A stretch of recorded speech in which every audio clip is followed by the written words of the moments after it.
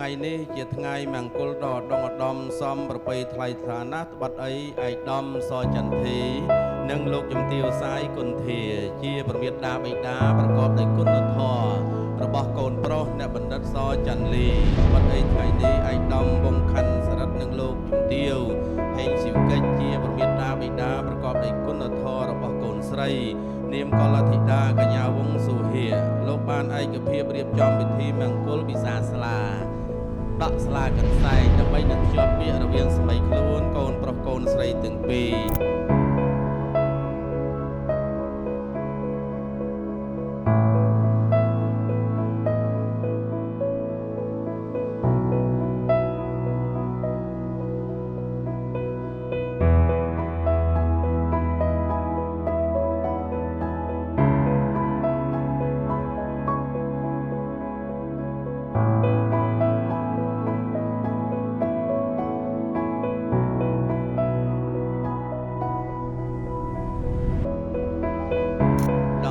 ចន្ទធីនិងលោកជំទាវសាយគុន្ធាលោកមិនរេរងឯអង្គចាំយូរទេថ្ងៃសៅរ៍ដ៏មានសេរីនេះអញ្ជើញញាតិប្រុសស្រីទាំងអស់មកតាមផ្លូវទៅតាមច្បាប់មកសុំការអនុញ្ញាតអំពីសំណាក់លោកមេបាសូមលើកនៅភ័ព្វភិបនាការមានជ័យទុំនំផ្អែមជ័យទុំនំចំណីជាគូ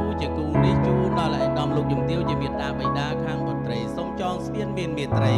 សូមស្ដីដណ្ដឹងកូនស្រីរបស់លោកមេបាវង្សសុហាចាប់ដើមឲ្យខ្លាយជាគូដណ្ដឹង